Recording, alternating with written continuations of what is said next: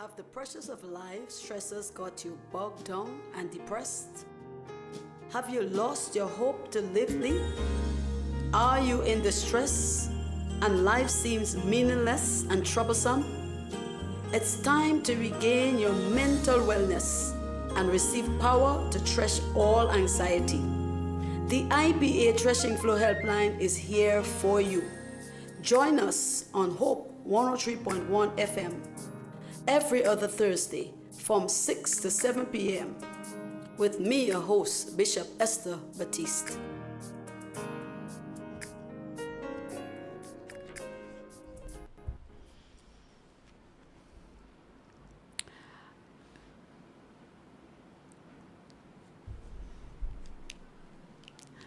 Okay, greetings in the Trirune deity whose we are and whom we serve. We are grateful to have you join us wherever you're joining us from. Maybe it's in the diaspora, whatever time of the day, morning, noon, night. We are grateful for you joining with us here on the Threshing Flow Helpline. And of course, that's how we do it. We thresh anxiety. IPA Threshing Flow Helpline. So thank you for joining us this evening. Of course, we encourage you to share this video, share the live with somebody that is in your circle, because you need to hear that this is about mental wellness and taking it from the biblical perspective. And over the period, we have been really digging into a narrative, a book that has been written by Pastor Ruth on rape and sexual assault. So we are going to be continuing to give you good information to help you thresh your anxiety, to help you deal with issues like that. And of course, joining us in studio right here again for the Threshing Flow Helpline is Pastor Ruth. But before we do that, we also want to encourage those of you that have been blessed by this program. You have been encouraged by the Threshing Flow Helpline and Hope FM as a whole. We will encourage you, to give your sponsorship to the program, donate, call, see what is needed, and of course, contribute wherever you can, because this is getting the word of God and the message of hope across nations, and you want to be part of this global experience, to partner with us to keep Hope FM on air. So thank you again for your sponsorship. And of course, we thank you for supporting the IPA Threshing Flow Helpline. Of course, we're going to dig straight into it because our time is of the essence. We like to say it that way. So let me give Pastor Ruth an opportunity to greet you as we continue this series on the book Fallen Princess. Thank you, Bishop Esther. And, it's really wonderful to be here today. And I want to echo the sentiment when it comes to Hope FM offering us an opportunity to have literally 24 hours of worship and gospel, and so many lives are being changed by the entire programs of activities that Hope FM engages in. And we really want to really commend them tremendously, and also ask even the Christian community and the business community and persons within the societies, let's support our very own, because it's really reaching persons near and far. It's kind of like an evangelism tool. Yes. And we can become part of the process to advance the kingdom of God via radio, and in this case, radio and television, because we are also on YouTube. So again, we want to continue to just pipe through the fallen princess, bound only by silence, breaking the chains of sexual violence. And it is a reality that persons are living every single day. Today, we just want to talk a little bit about, part of the healing journey. And we will look at the story of Josie in chapter 23 for those persons who have the book. And those of you who do not have the book, it's a good time to get one, right? So maybe I'll just do a little reading at this stage, this story is very intriguing, but it highlights the essence of sometimes how we miss really important elements along the healing journey. And it's titled, How Can I Ever Get Rid of This Stink? Josie. When I entered my kitchen, a foul odor filled the air, reminiscent of rotten saltfish. I remember that I had prepared my favorite meal, provisions and saltfish, just a few days ago. So I began my search for the source of the smell. I spent days cleaning with bleach in the area where the scent was more potent. But every time I returned to that spot, the odor lingered just as intensely as it has been the first day. After 5 days of searching, my quest seemed fruitless. I became determined to find the source of this persistent smell. As I fixed on the thought of stink saltfish, focusing on potential sources that might involve saltfish, this preconceived notion distracted me from really identifying the true origin of the scent. Today, I meticulously examined every item in the vicinity of the odor, ensuring that I had not missed anything. Eventually, I targeted a tray of eggs on the counter. Still preoccupied with the idea of smelly codfish due to my recent meal, I continued my search. To my surprise, I discovered that one of the eggs in the tray had gone bad and had begun to produce worms. This was the root cause of my 5-day search for what I believe was smelly, salted codfish. The unpleasant odor I was detecting was not from saltfish at all, but from an egg that had spoiled. Reflecting on this experience, I began to see parallels with the impact of rape on survivors and the lessons I have learned from it. Preconceived notions about situations or people can hinder our ability to understand the truth. It is essential to remain open-minded and investigate without bias. Let me pause there. This is an interesting, and this is grassroots, folks. This is happening in your kitchen. This is Josie's story. This is something that's happening experientially with somebody, and it reveals a powerful lesson. So let's talk about how do we identify the root cause of the scent. And of course, we are talking here in the context of rape, in the context of assault, in the context of your experience in those areas as well. But let's go to the egg and the codfish. The bottom line of the story is that she went into the search for the scent that she was smelling with a preconceived notion as to what was the origin of the scent. And many a times, people go through rape and sexual assault one way or the other.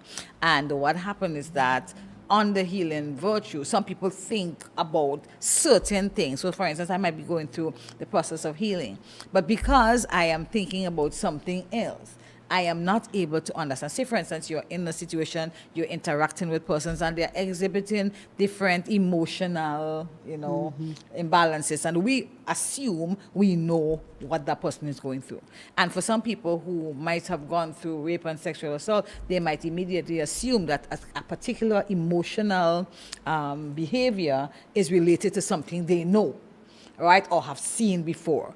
Or they might misunderstand what they see for something else. And usually it comes from, a place of, I experienced that. So I tell myself, I know what that other person is experiencing. So this is something that is very serious, because even for persons who are experiencing the impact of rape and sexual assault, people assume that they know what's going on inside of them. They assume that they know what's going on with them. And sometimes we make judgments, sometimes incorrect judgment, about what is actually happening. And that can hinder the healing process, because when we make judgment, we assume that we are correct. Every time somebody makes a judgment, they assume that they are using the information that they have, which they assume is correct, to make a particular judgment. So for her, because she knew that she had cooked saltfish some days ago, as we say, codfish some days ago, and she started to smell it, and she assumed that the remaining, sometimes when you leave,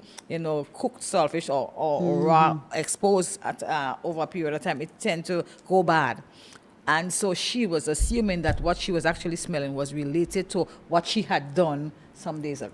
I could stay right there. Yeah, that's a very good point. Not to stick up in there. Yeah. Because you use two principles or two ideas there that clouds, our ability to find the root cause. The root cause. Assumptions, right? Because you're basically saying that people just judge based on what they see. And then you're saying that what we see sometimes exhibited on the outside is not the cause, right? And of course, preconceived ideas assumptions and preconceived ideas because she think, well, days ago I cooked this, so it must have been that, right? And then that cloud her vision as to finding the real source because Right. you're looking for saltfish. Right. You would not find egg. Right, See? and you want to solve first. Find salvage in the egg tree. In the But egg you know, tree. it's very serious because you be engaged with people along, maybe at work, maybe at church, and some people might be, as you say, rough, or they might just be, as we call, as you say, we might say that person piggish, or that person rude, or that person is insubordinate, or we tend to say based on the interaction with the person Right. that they are something that really they are not. And sometimes it's hard for persons to stop a while to find out from the individual exactly what they're going through instead of making judgments. So even as a leader or a pastor, we may have people within the context of our congregation, and they may be having a hard time at home, or they may be having a hard time with something that they've been through, or they might have had a hard time with abuse one way or the other, or maybe in a way they don't think that people really like them because of what they've been through. And they might come into the context of the church, for example, and they might be, people say they're searching for attention. You Right. know, and in a vast majority of cases, not so much that they're searching for attention, more than they are trying to hide sometimes the things Right. that they feel on the inside. So if we are accustomed to judging people because someone else was rude, if you see that similar behavior exhibited, we assume that that person is also rude. Right. So it's about stopping a while, and it's about understanding what is going on with that person on the inside. It's about going past sometimes our own ego, because I say I'm the pastor, and you know, and this person is rude to me. I mean, how dare that person could be rude to me? But I forget to go beyond the person's external. You know, like I met a young lady who I have to deal with, you know, on a regular basis, and she's very, very rough. Like the way she talks, the way almost as she's trying a great effort to prevent persons from coming close. Well, So see, immediately I sometimes the saw problem that. with that is that it looks like the character of the person. Right. So sometimes it's difficult to decipher. Right. So I said to her one time, I called her and I said, what's really going on with you? I say, I know I know you did this and you did this. I know the kind of person you are. I see the kind of circles you are around. I know that you're a good person. So why is it that you're trying your best to push people away? That's what I asked her. So we started to talk, and when she revealed her story, I was like, oh my God, that's exactly why. She's very soft on the inside, very kind. She said to me, I am a soursop. I am very rough on the outside, but I'm soft on the inside. And it's because of something that she has gone through. Hers was not like a sexual experience, but it was a traumatic experience, you know, and it just kind of helped us to understand, let's stop judging persons from the outside.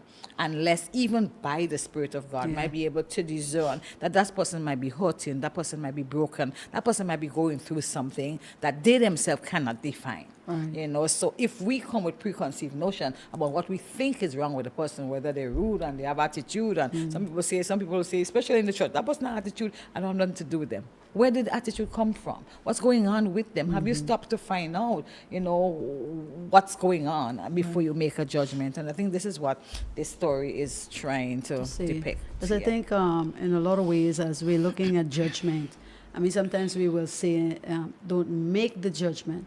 But let's put it a different way, because the judgment that we are making has to lead to some kind of solution. So because you have to pay attention to what you're seeing, right? So rather than judge what you're seeing, and as we say, by our own preconceptions, we have to use the cues that we are seeing as a judgment in itself to say, well, this person is going through something because this is out of character, or this may not be. I just always say it like this, you know, we hiding our identity because this is not truly who we are, but because of circumstances we have to become something else so that we can hide the trauma, we can hide the pain, we can hide the issues. But somebody has to spot it out. So in a sense, we have to judge, okay? In a sense, we have to judge what the person is saying, right? So, but let's pause. Let's maybe we could look at it this way. It's when the judgment is what is an issue, because sometimes we judge without adequate information. So it's like we make the judgment because of our biases, because of Right. what we know, like in other cases. But every individual is different, and it is not like someone is deliberately trying to hide anything. Right. It's like it's almost an unconscious covering of the feelings and the emotions, and maybe they're just trying to deal within themselves what they're actually feeling. Right. And for some persons who did not even know that what they're feeling is connected to what they've been through, that's another thing. Because a lot of times persons go through things like, say you went through 6 years, 5 years, 10 years, when you were that age, you don't know that the emotional turmoil that you're feeling right now is even related to something that you've been through. So as a result of that, you know, there's a kind of confusion because they know they feel a particular way on the inside, but they are not connecting it. So that's one of the steps Right. that we do trying to help Yes. people on the healing journey, is to connect the issue with the emotion. 'Cause I think, and that is yeah, a good step, a good I place think to a lot start. of ways that even the person, as you say, the person who's actually going through the experience is changing in so many ways that they don't even realize, right? And then, of course, you say people judge you, but that's what you are. Okay, that's what you're depicting. That's what you're living out. This kind of behavior, like you said, the person might be overly kind of just rough, or some people may go the opposite. They might be Completely like quiet. a chameleon. Yeah, You know, it's completely like quiet, you were yeah. you're just cracking jokes.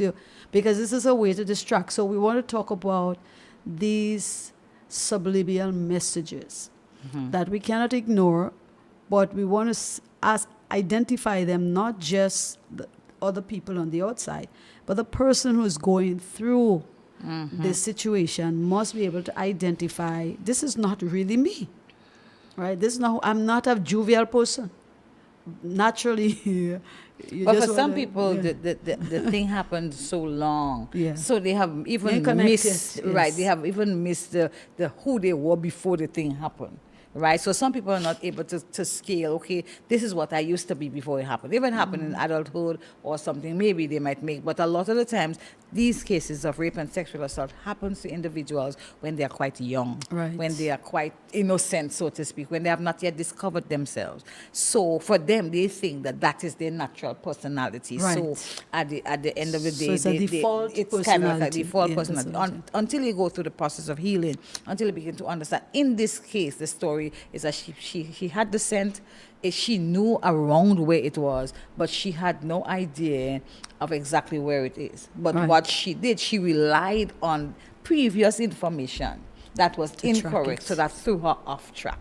But she continued to search. She went through a whole 5 days. It's like she didn't give up searching. And I think that is a good, like, you don't give up trying to find the who you- healing, right. trying to find wholeness. And sometimes you go through a whole mirage of things that kind of throw you off course, and you're thinking it's somewhere else. It happens even in the medical field. You have certain symptoms and you think it's Right. this, And and you then have to something find else the is root something cause. else. So the importance of thorough introspection is very important for persons who have experienced rape and sexual assault, or even persons who know persons who have. The importance of thorough introspection, the diligent search for the source of the smell, highlights the importance of thoroughness and attention to details in problem solving. It in various aspects of life, especially when addressing serious issues, taking the time to explore all possibilities, right, is very, very crucial. And this speaks to, I remember some years ago, where we went through like our lives and look at areas in our lives. Go back we to the talk about past. Go back to the past. Yeah. Because sometimes we focus on people, like this one hurt me, that one hurt me, but we don't realize that the brokenness is on the inside of us. So people are just touching those tough spots. People are just, the triggers are out there, and we tend to focus on, this person has done me that person has done me that. But when we take a look at ourselves, why is this thing hurting me so much? Why is this, what this person said or done is having such an effect on me, right? And that may not be an external thing, that might be internal. So sometimes we have to go back to our childhood. And you said this happens a lot of times in childhood, that we, by default, develop certain coping mechanisms, strategies for us to be able to deal with things as we go along, because nobody took time to sit with us, to counsel us through, to help us understand why did this trauma happen, what happened, or even to be aware that anything has happened in the first place. So the diligent search is what's important. You know, when we were growing up and you had a bus tour, as they will say. Yeah, well, that happened to me. Right? That was my narrative. And they say, and they will tell you, the people, you should tie a string on the bus tow, because the fact that you have this bus tow means that the toe is blind. And in essence, it's like if you were to have an injury, you would tend to bounce that toe over and over and over. And not because you did not bounce your toe before, but the toe, it wasn't painful. So you are able to feel the pain when you make contact with whatever. Already wounded. I remember having a bus, so you bounce in the chair, you bounce in the table, you bounce in people, you bounce in everything. And it's symbolic of the hurt and pain. It's like you interact with people on a daily basis, and the hurt that is inside of you, right, becomes a bounce toe. It touches people, the way they talk. Sometimes even somebody might just look at you. I was at a function yesterday, and I was just looking at this gentleman. He was like, "Why are you looking at me like that? Why are you looking at me like that?" It's like, "Why am I looking at you like what?" You know. So he's like, he's thinking I am somehow reading his mind or something like that. You know, and you know that has nothing to do with me, because honestly, I wasn't really looking at him like that. Right. I was just looking in his direction, and as a result of that, he become conscious. Why is he conscious? Because he's in his mind, he's thinking that I'm seeing something maybe he doesn't want me to see. You know, right. So that is the essence of how hurt people tend to behave. You think everybody who's talking in someone else's ear is talking a secret about you. You think, you know, that if somebody behave in a certain way, it is about you. So as long as the hurt is present, the focus always is on the bus toe, is always on the individual. The injury, right. You know, but once the healing starts to take place, as you begin to look inside yourself, like you were saying earlier on, if you're able to look inside yourself and to be able to see why, well, if I'm looking at you, why is that a problem? You know, as if, I remember her co-worker, he used to be dressing all strange how. He have on the wrong tie, with the wrong belt, with the wrong shirt. He always has something that mismatched. And every time I would see him, I would be so infused. And then he found out that it infuriated me. So he went on the extreme so that he will infuriate me every single day. And then one day I asked myself, well, wow, if you want to wear your old shoe and your old belt and you want to mismatch your shirt and your pants, why is that a problem for me? Like, why is it that I take this on as a case? And the minute I decided, well, wear your old shoe, I can't be bothered, he started to dress differently because it no longer bugged me. And he was enjoying the fact that his mismatches bugged me, you know. So sometimes that is how we interact with persons. We are the one who are hurting. We are the one who went through whatever we went through. And then we kind of push it on the other person. You did that to me. But if you did that, why does that bother me so much? So that may be one of the first questions individual can ask. Yes. That will enable them to be able to walk the journey of healing, because you take personal responsibility for how you feel, you know. And at the end of the day, the stink is in your vicinity.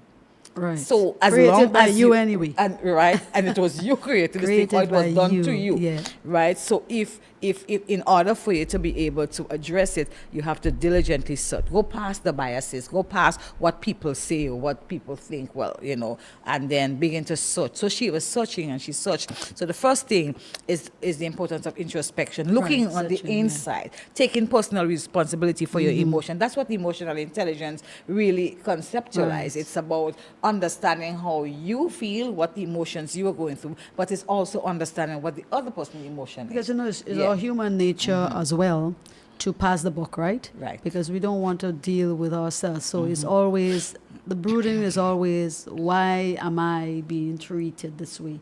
Why do I have to go through this? Why is it that people don't like me? Why is it that people don't like me? Why is it that, you know, I have to face this or that? And because our natural tendency is to, you know, brood and pass the buck, so to speak, we always look to blame the other person, right, for that incident or whatever we think has offended us or has caused, you know, a button to click off inside of us.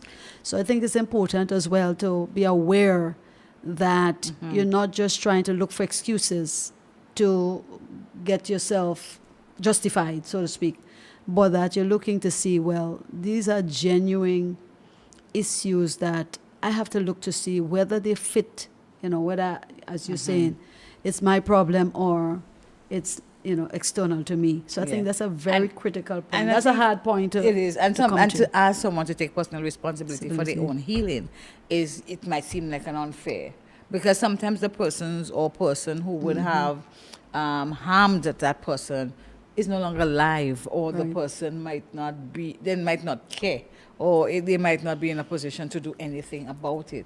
So you have two options. You can decide to continue to brood over it, to hate that person, to to die, to literally die from the inside, or you can decide, you know what, this is what has happened to me. Now I must take personal responsibility for so maybe that will help you to reach out to somebody, that will help you to seek help one way or the other, so that understand that it's a struggle. I feel a particular way. That's if they're able to understand, because remember we spoke earlier about how the mind completely changes because of abuse. So sometimes people are not able to rationalize in that way, but it's important to have thorough introspection. Also, preconceived notions are very misleading, right? So just as how she thought that the smell, it had to be a prolonged search, having preconceived notion about situations or people can prevent us from understanding the truth. It is essential to remain open-minded and to investigate without bias. Right.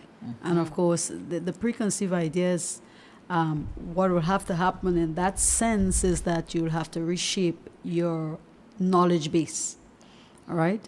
Because you cannot just keep going on all information, Right. because that is a mistake. You're searching. You're in the process of searching. It's not like you're being lazy and you're sitting down, but because you do not have the right information going forward, or your vision, your mind is clouded by wrong facts, or unprocessed biases. And one of the powerful thing about bias is that that people have the tendency to interpret information in a way that aligns to the existing belief. So because you believe something, right? It's like you already believe that to be true. Right. So no matter what the person tells you, you Shapes your already paradigm. believe. It doesn't shift, because you already have a preconceived notion. So about changing what this thing paradigm is so the way that's to go important. here, an open-minded approach. So you have to kind of sometimes submit, what you have already know about the situation, or what you believe about the situation, so that you can frame your belief system in a different way. Because when she discovered the real source, our belief system changed. Right. Because it was no longer what she was envisioning as a problem. Yeah, and each of us have to And realize. that's what helps you find the problem. Right? Yeah, each of us have to realize also that we have biases. Well, yes. And we have to be aware of our own biases.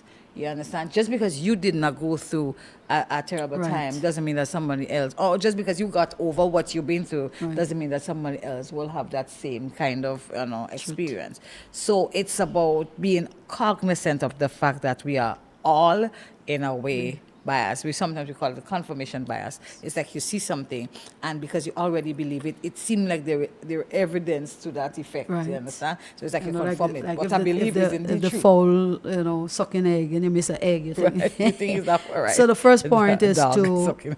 do an introspection, right? Right. So introspection is key. Right. And then the second notion is Is to deal with the preconceived. Understand that preconceived Right. notions are misleading, right? And also to be aware that we all have biases. And so that diligent search for the source of the smell highlights the importance of thoroughness, attention to detail in problem solving in various aspects of life, especially when addressing serious issues, and understanding that some issues take time, right? So that we have to take time also to explore multiple possibilities. Right. Just like she that she did all continued that to she search can. because she was the scent did not go away. right? Just because you are such and such, and Searching. the scent did not go away, so it still affected her. It still consumed the entire kitchen. It's like anybody will walk in, and sometimes when we have issues, people walk into the issues. We go through relationships, we Right. meet people, and the stench is spreading, so to speak, Yeah. because everyone comes in, they can smell that something is wrong in the kitchen, and she's not able to tell them, What it okay, is. she thinks it's thing selfish, or she think is, but in truth and in fact, it's quite something Right. else. So even people experience with us, and sometimes we go through cycles of this and that, but it's understanding that as long as we do not get to the root cause of what has happened, the scent will not was get, still yeah. remain. She was But cleaning. that's she that's had efforts, interesting. That's she was interesting. cleaning. She had Clorox or Yeah. bleach or whatever. She had, she spent time. She cleaned the entire house was clean. But the scent still remained. And Because they why didn't did the find scent it. remain? Because she was stuck on her preconceived notion that it was actually the saltfish she had cooked some days ago, Yeah. and had no idea that it came from a completely different source. That is like, whoa. But another thing I see here that we can interject here is the idea that while she's searching, right, and she's looking for the scent, cleaning all the house, means that she would have temporarily camouflaged the scent. So, say Right. for example, you're using Clorox, right? In the moment you're smelling the Clorox, you're smelling the disinfectant, Yeah, the bleach, right? whatever. Whatever, and you think that the scent has gone away Yes. because Yes. you mop the floor and you sweep the house, that you think that it has gone away because you're clouding it with a temporary band-aid, so to speak. And then you realize when everything is quiet back down, you come back. That could be a source of frustration, and it could also be another source of drama. Right. Because you think you make so much effort, Yes. and nobody said you didn't do everything you could have Yeah. done. Because what she was doing is just trying to search and Search and eliminate search. as much as possible. But it's not possible to mask the feelings and the emotions. Right. They will come out one way or the other. So some people use the excellent performance. Some people, hinge on the fact that they have a big job or they have good ratings, maybe, some political accolades or whatever. And at the end of the day, it's like people Back to tend square to one. want to, Yeah. to want to soak, their issues with performance, or Yes. for some people they dress well, or they have the latest brand, or they If have I the do nice this and car, if I do or they have- that, So it's like if you yeah. do what and what, then it will go away. But when you go home and you're all by yourself, the stench comes back. Back. And That that is is the- like, sometimes whoa. that is could and be that a becomes because cycle what in what can itself, I yeah. do? Because no matter what I've done, it's like I still can't get Still rid can't of do it. this Yes, thing. yes. And that's what Yeah. this And- chapter and so is we really want to about. warn people about that process, because unless you find the source, the problem matter what will you do. continue.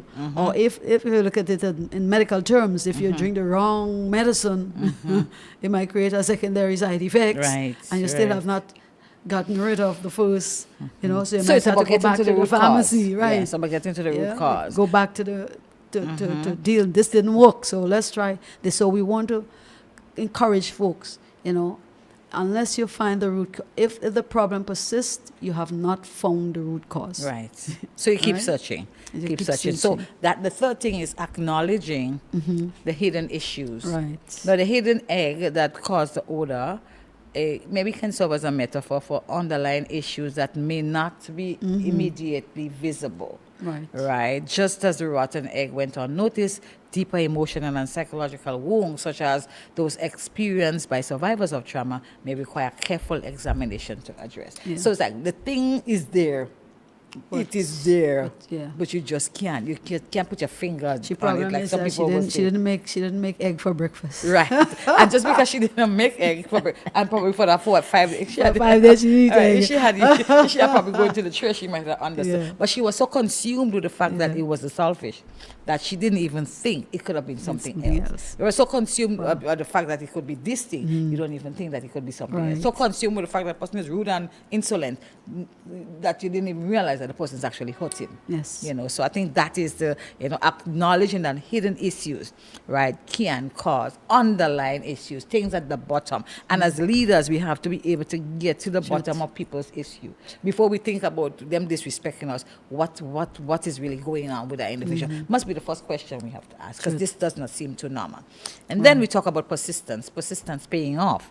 right? So the determination to find the source of the smell. She did not give up. Every day she will clean. While mind you, while she's looking for the stench, other areas are being cleaned. Exposed, right? Other areas Well, are that's being the addressed. advantage, Other yeah. things are being so there is no lack in walking through the healing process, yeah. because even if you don't get to the source of the issue, other areas are being productive addressed as well. So process, she ended up yes. with a really, really clean kitchen, but until she One found the cent scent.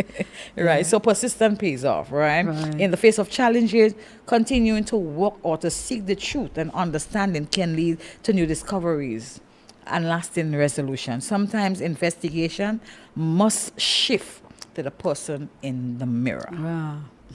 We're talking about that interest, looking inside of Inside, yourself. yeah. So maybe the problem is not the people at the workplace after all. Maybe the problem is not the church people, not the people in the community, or Yeah. not because people who have issues, Half like of the if you time it's know you, this yes. thing cheese Half of the times. principle, like it is smelling everywhere you go. And I could go past a sting cheese, and I could go. I remember a lady long ago when we were growing up. She had she passed in a dog poop while she was on the outside, and she came into the church. And she was like, oh my God, she was smelling the thing so strong. She was moving from one chair to the other. And she was complaining, oh my God, like the place is so stinky. She went to one corner. And then after a while, she probably thought and just looked under her foot. And by this time, she had Spread it spread all it over. all through, because she forgot to look at herself first. So if she had looked under her shoe first before she thought it was someone else that brought it in, then it might not have spread. And sometimes our emotional turmoil ended up like destroying relationships, destroying people. That's why they Yes. say hurt people, Hurting you people, know, yeah. hurting people, hurt people. At the end of the day, if you look inside, and continue to look inside, ask God sometimes for wisdom as the Lord, what is going on with me? Why am I like that? But if we look at ourselves, we will start. It's a good place to start. If you Yes. keep passing the blame on other people, you may never find the true things. And sometimes you have to, allow people to help you as well. Yeah. Because somebody might say, I find you this or I find you that.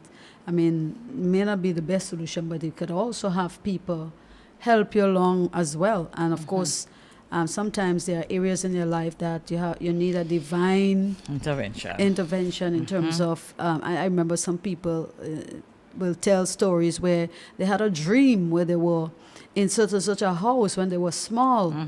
And of course, they never in their mind know that, or maybe it's their spouse or somebody else. And they remember going here and going here. And when they ask about the specific thing, you realize there was such a place like that. Right. And sometimes God could give you Holy Spirit, revelations in your own life where you never knew because you were too small to contain the memory of it.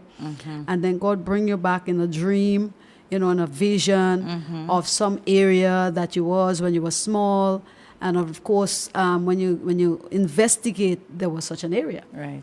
And that so could be the beginning of the you, healing right, process. Go back, because sometimes you need a word of knowledge. Sometimes you need a revelation to find the stench. Yeah. Yeah. So we talked about recognizing the impact of past experiences. She was stuck on the selfish experience, right? So the incident illustrates how past experiences, such as preparing the selfish or the dish, can shape our perception and reaction. Understanding how our past shape our present responses can lead to greater self-awareness and healing. I mean, for those of you that may not be in the Caribbean, saltfish is basically, fish dried and preserved with salt. Okay, so it creates a different appearance of the fish, and it makes a very beautiful. It's like it cuisine, preserved right. with salt. Yes. That's good. Right. So going back to the past also allows you to be able to, understand that your past experience, because she knew she had that meal prepared. She knew she had interacted with the surface. So it became like the only option, the only viable option of what might have caused the stench. So that's understanding of that. Our past experiences do have a great impact on our lives. Yes. To all survivors, your journey is uniquely yours, and the strength you possess is remarkable. Remember that healing takes time, and it's okay to seek help along the way. You are not alone, and your feelings are valid. embrace your resilience and trust that the brighter days are ahead. Every step you take, no matter how small, is a testament to your courage, because some people didn't make it. Some people decided to call it quits. Some people gave up. Some people, took their own lives. But you are here. Even if you're still hurting, you're still broken, just remember, your feelings are valid. You did go through that. You are experiencing what you're experiencing. Nobody can say, oh, you're not feeling. Right. Even if it was a long time ago, your feelings are still valid. And for you to be able to interrogate, why am I feeling so empty, so broken, so naked, so, so stink in this case? Why do I feel like I don't want people to touch me? I don't want to be around. Like all of those things, you're able to look at yourself and say, why do I feel the way I feel? That might be the beginning. You feel it, that nobody can tell you, well, it's time to give up. Like sometimes when someone dies, people want to tell you, well, the person died since 10 years ago. You're still crying about that. People want to determine, How long you the stay thing in the about people, trauma. they want to determine when you get married, how many children you have. They want to determine when They want to work out your whole should life reach. for you, They want to yes. work out your entire life, without even making a single contribution to it, At the end of the day, you feel what you feel, but you don't have to stay in that stink for long. Begin to see it, begin to own it, begin to be willing to give it up. I think it's the beginning of the place. So to those walking with survivors, because some people are not survivors, but they feel the pain of the person who was a survivor.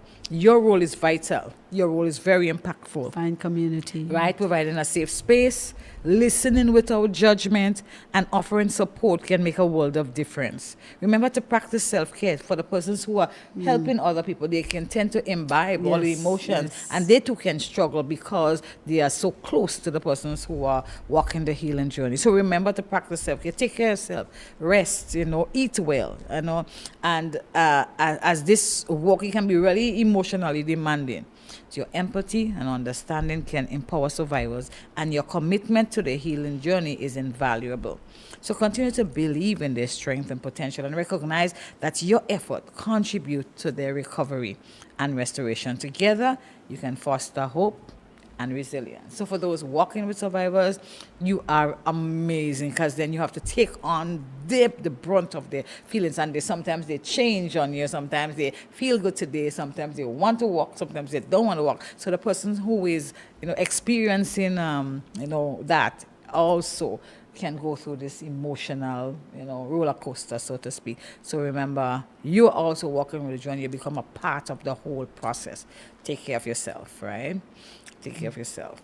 And as we conclude, I think we quickly run out of time. Sometimes, now that the scent is gone, she's found the egg, she's found the tree, right? And she realizes that the source of her stench was not what she thought it was, and then she's looking at the kitchen. It's really clean and tidy, but she says, sometimes I still catch a whiff of the foul scent when I pass by the corner. And I understand now that it is just my mind playing tricks on me. I have diligently removed the source of the smell, and I refuse to let it control my thoughts any longer. I remind myself that what I perceive is no longer there. It is a memory, not a reality. That's a critical point. That's a critical point. Because almost like they say, there. when a limb is amputated, there is a sense that the limb still exists. And sometimes even persons walking through the healing journey is like they know they make like tremendous milestones, but sometimes they can feel like they're going back and forth. Sometimes they can feel like they're going back to square one, as we will say. And some days they feel like, like I haven't made no progress. I don't know what. And like they went through that whole thought. But understanding that even if she still smells, it's almost like in her mind, like the scent, because she's searched so long for that scent. No, the mind doesn't want to let go of the fact that it is gone, And also the pain is gone. You no longer feel it, but sometimes, there is a whiff, she said, like a semblance of the thing coming back. Yeah. And I was talking to a young lady 2 days ago, and she was telling me, she's thinking about walking on a particular change journey. And she said to me,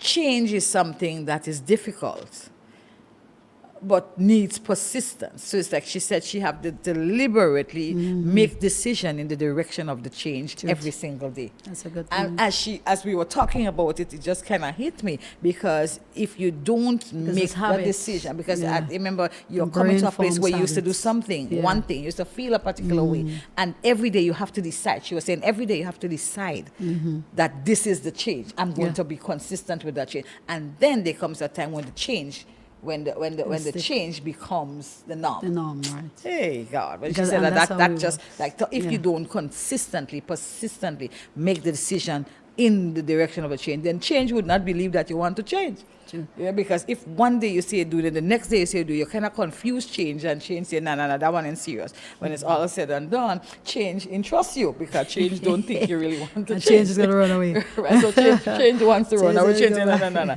But if you consistently make decision in the vicinity of the change, we will understand that change will become the norm sooner or later. So sometimes she still feels it. So, she said, no, I have chosen to focus on the lessons learned rather than the lingering echoes of that experience. good perspective, The scent yeah. is gone. It no longer have power over me. I will speak truth in my mind until it believes that the reality I embrace is rooted in the present, not in the past. This journey has taught me, she was saying, I am determined to keep my thoughts aligned with the truth of my healing. My mind will no longer dwell on the amputated scent.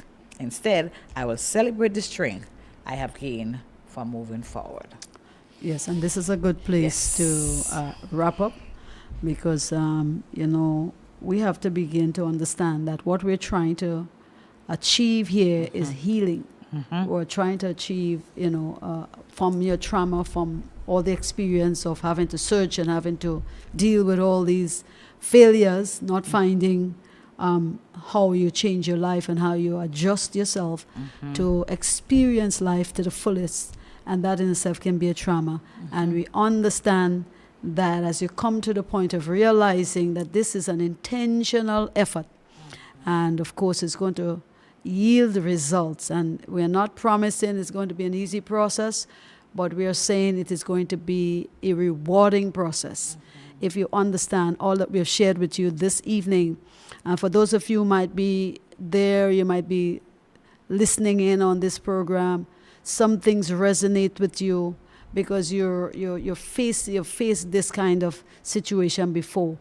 But we want to allow you to understand that hope can come to you if you follow some of the principles that we shared in this book. And of course, you can get a copy of the book. You want a resource like that so that you can have time to imbibe on this material, read it over, work with it as you go through the different levels and stages.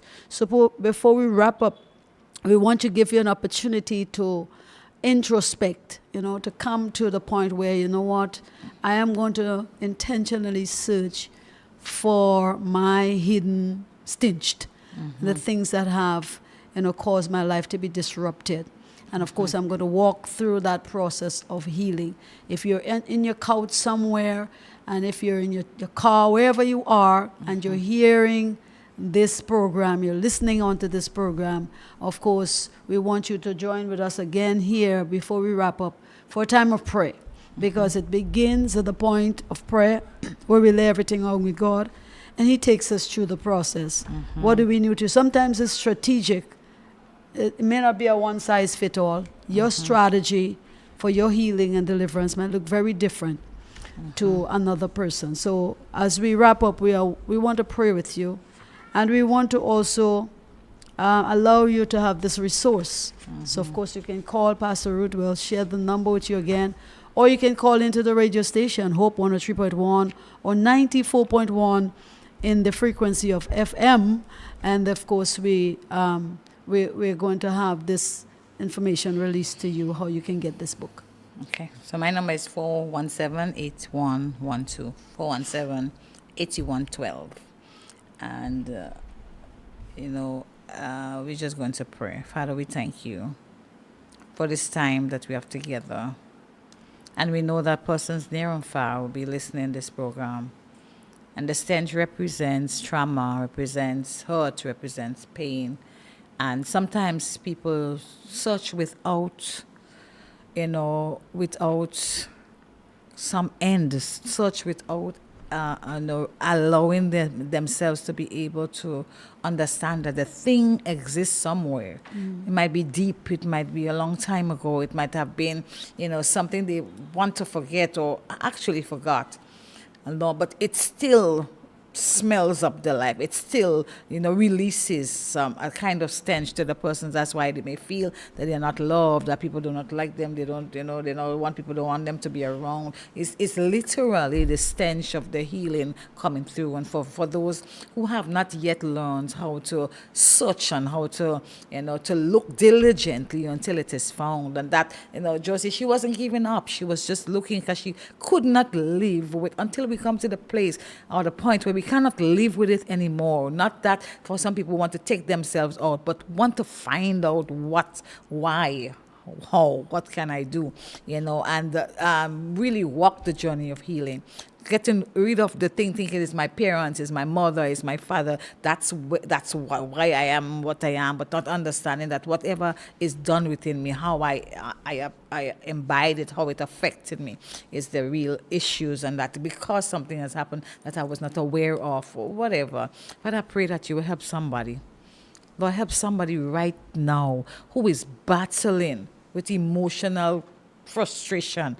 You're trying to find the root cause. Some people who feel like they're going crazy. Why do I feel the way I do? Why can I not be happy? Why can I not be help them to see, God, that if they just stop for a while, look themselves in the mirror, they can seek you, they can ask you, Lord, what's going on with me? Why do I feel the way I feel? And God, you will answer, you will send someone, Lord, that they will continue to interrogate, go past their biases, that they will allow, Lord, the essence of what healing is to come inside of them. Be willing to give up. Some people don't want to give up their stench. They don't want to give up their trauma. Some people use it as a crutch, as a excuse, as a, whatever. Pray that God, you bring healing to someone. Someone right now is watching who has been battling all day. Lord, may they find the hope that they need. May they find the strength that they need. May they know that they're strong enough just to be here, just to be able to endure the things that they endured over the past couple of years is a strength enough they could celebrate, and that they will continue to search until they found the real cause of the issue. And that is the beginning of the healing process. Being willing to give it up, being willing to decide, you know what, I want my life back. No matter, be forgiving, you're willing to forgive, because it's a good place to start. As long as we hold people up, as long as we hate, then the stench becomes even more. We poison love relationship, we poison family, we poison children just by virtue of the stench that we embed. But Father, I pray that your healing virtue will flow to someone even now. And we declare that this program will become the beginning of a journey for someone, Lord, who will find healing and who will find deliverance and who will ultimately decide, you know what, I know the stench is gone.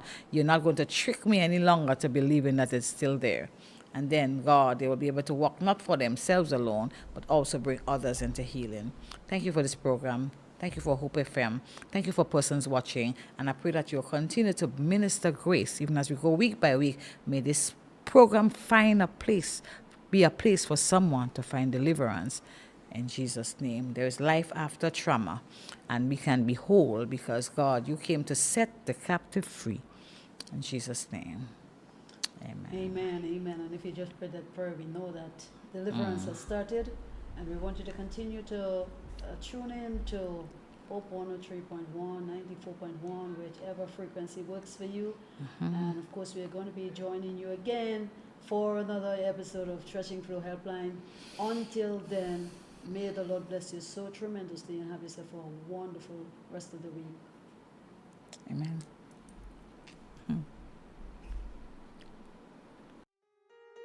Have the pressures of life stresses got you bogged down and depressed? Have you lost your hope to live purposefully? Are you in distress and life seems meaningless and troublesome? It's time to regain your mental wellness and receive power to thresh all anxiety. The IPA Threshing Flow Helpline is here for you. Join us on Hope 103.1 FM every other Thursday from 6 to 7 p.m. with me, your host, Bishop Esther Baptiste.